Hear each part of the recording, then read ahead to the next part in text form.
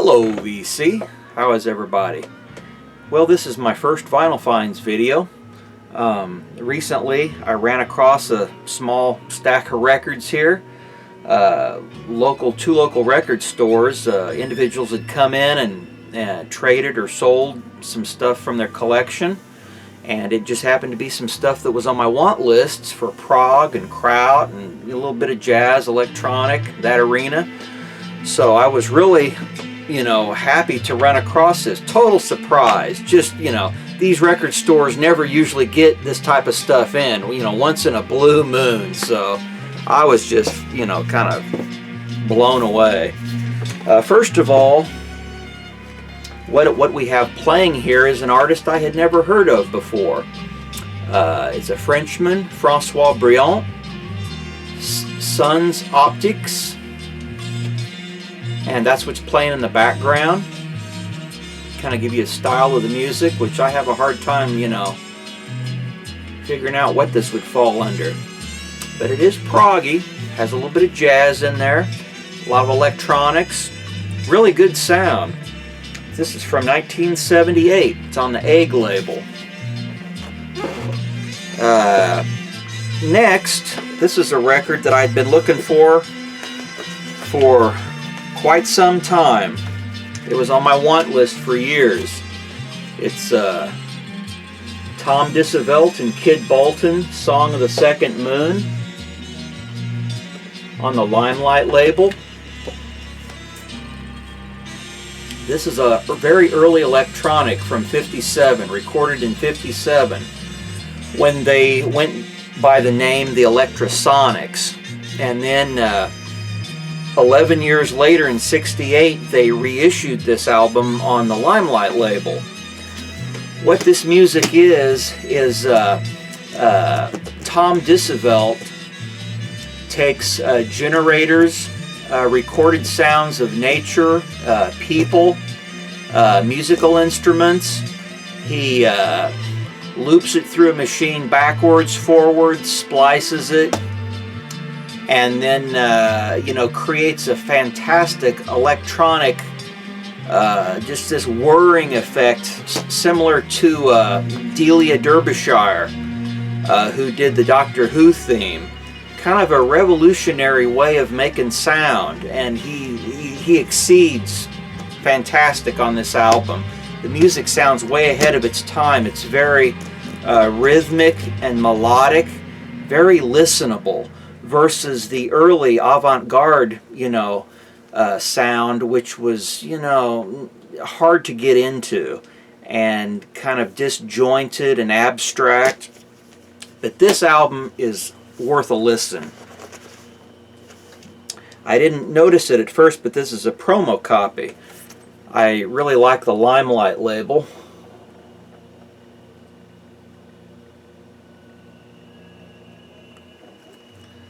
Beautiful label there. Yeah, here's the inner cover.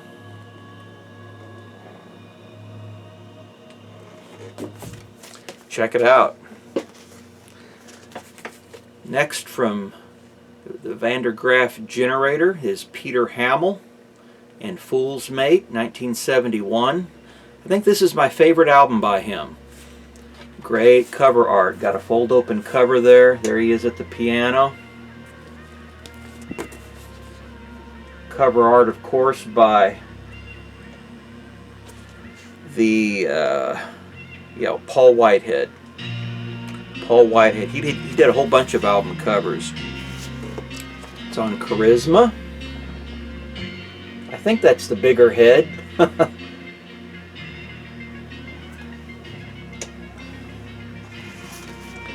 Next is another one on my want list for years. This now fills the gap.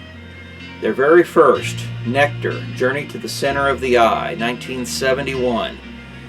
Just a full-blown symphonic, psych, space rock masterpiece.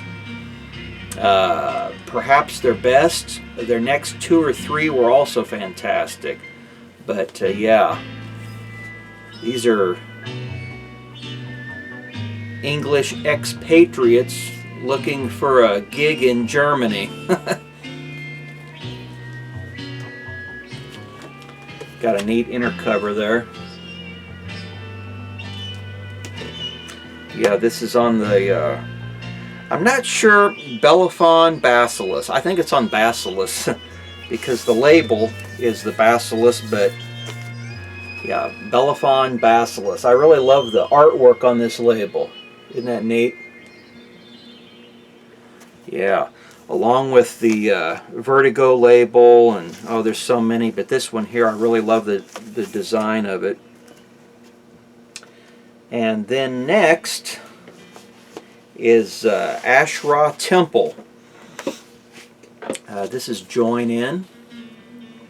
First they had Ra Tempel, and then they had Schwingungen, and then join in, and I know 7 Up was next from 72, and this is from 73. Although it says or there, this is the PDU Italian reissue from 75. This was originally from 73. I think for quite a bit of records, 2 years later, PDU was releasing some of this classic stuff. The differentiation on the PDU versus the or, German, meaning ear, is that Klaus Schulze's name is written there. On the or, original German, it was just Ra Tempel join in. Got Manuel Gotching, Hartmut Inke, Rosie Mueller, who's Manuel Gotching's girlfriend, and then at the bottom there, Klaus Schulze. Yeah, this is a great album. You got side A is very energetic, high energy jams, all psychedelic, freak and roll. And then side 2 is more gentle and, you know, trippy and, you know, light, and it's Gensites.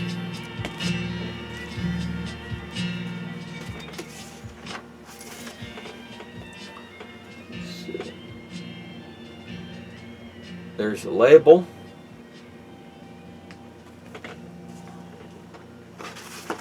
And next, Clear Light, Forever Blowing Bubbles, 1976, I believe. Their album titled Symphony was their first one from 75. Features Cyril Verdot, fantastic musician and instrumentalist, joined by a whole battery of other musicians on this one. Great album. It's on the Virgin label there.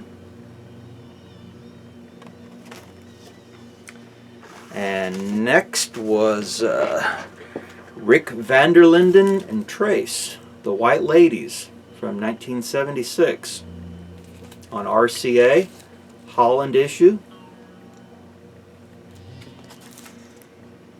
This is The Legend of the White Ladies. It's a concept record with just a small bit of narration, and the music kind of follows through the story. I like this album quite a bit. Trace has put out some good stuff. Now, this is on RCA Victor from Holland.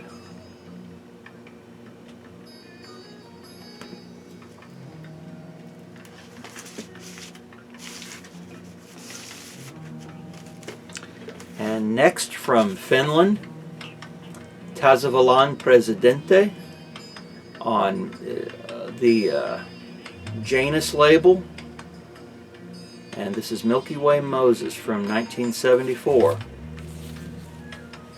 Yeah, this one and Lambert Land are my favorites by them. Good listening here. This is a promo.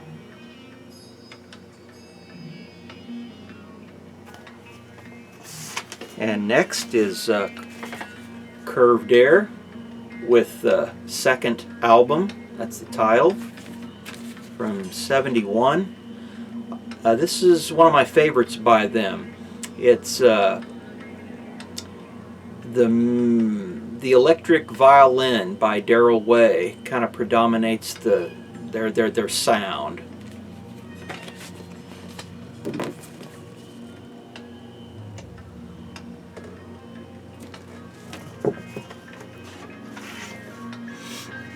This is on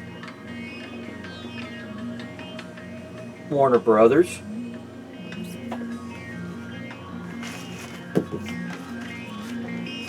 And next, David Bedford, The Odyssey. This is from '76. I really like this one.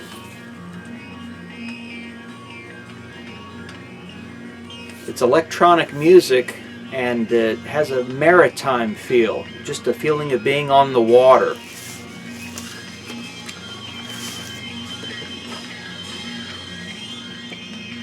On Virgin. And it comes with an insert. It's about Homer's Odyssey. Tells the songs go through the different parts of the story.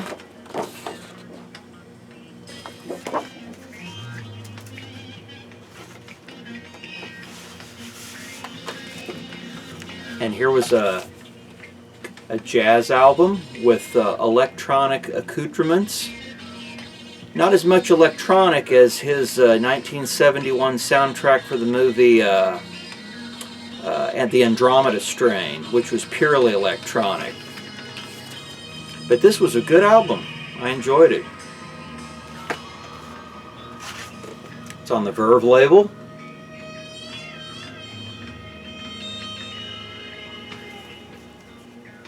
Gil Millay. Yeah, he did a lot of orchestra music. Here's a fantastic, highly recommended Pulsar from France. Great musicians. They have a great symphonic rock sound. Their music goes from gentle beauty to frightening intensity. From 1977. On the French CBS label.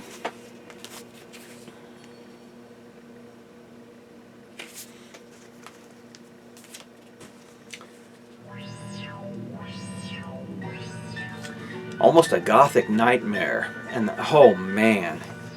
On the French CBS label there.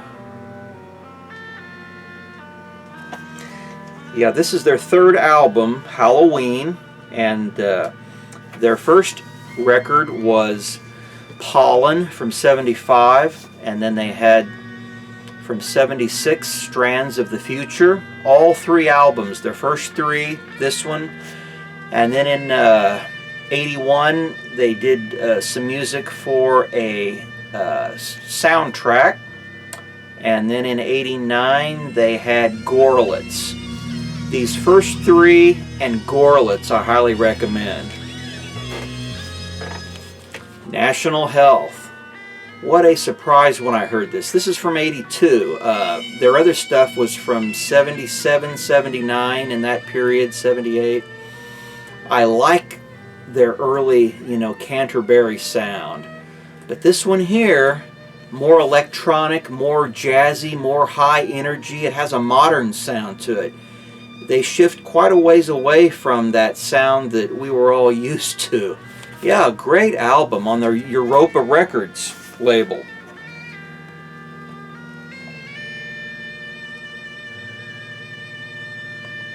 Highly recommend this album. It's a good listen.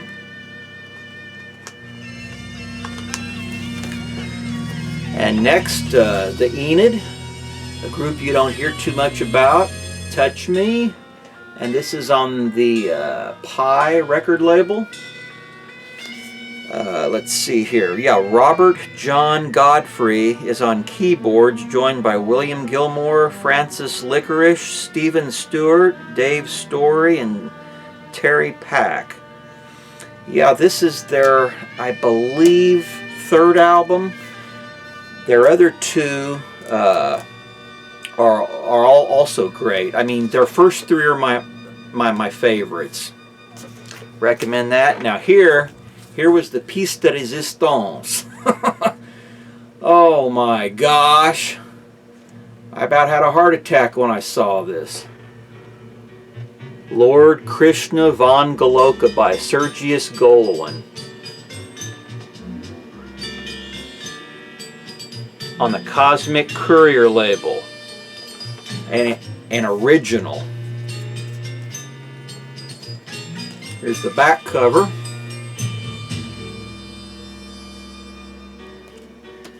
Yeah, for me this was a Grail. A Grail find.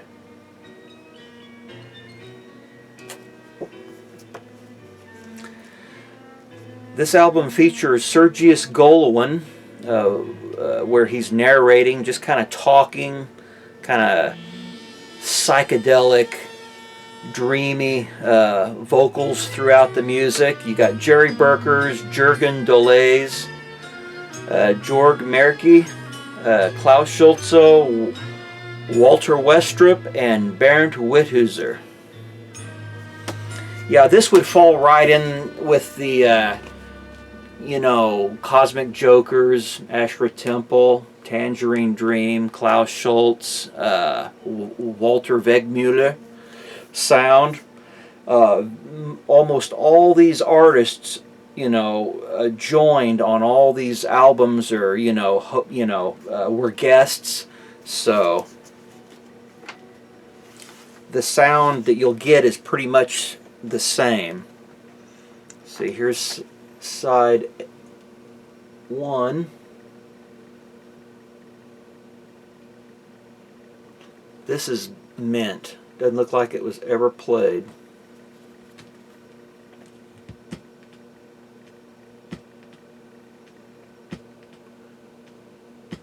Yeah, this was quite a find here. Really happy to find this one.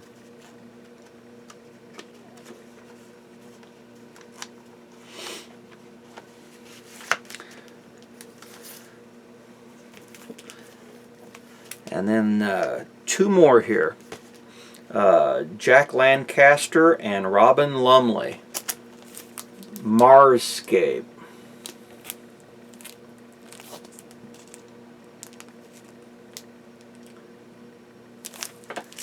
This one was an unknown. It's on RSO Records.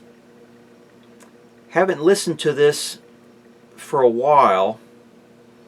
I think I only kind of sampled it one time, but it isn't too bad. Not too bad at all.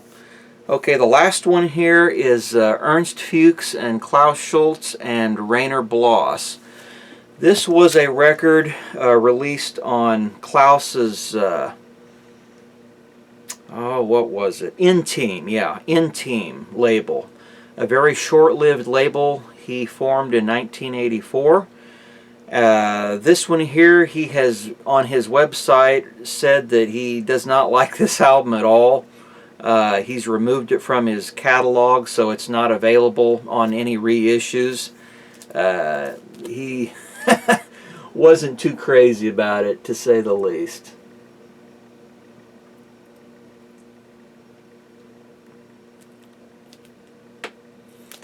But as a completist for all his stuff, I had to have it. Didn't think I'd actually ever see this. Now originally, originally when this was in the record racks, I passed it up and then it was gone and I never saw it again until now. So yeah, I grabbed it up. This here has a guy singing through the music, and it just kind of ruins Klaus is playing in the background, so I can understand why Klaus didn't like this. But if you can get used to the guy's voice, tolerate it, it isn't too bad. I don't think it's as bad as Klaus said it was. So that's about it, and until next time, keep the record spinning.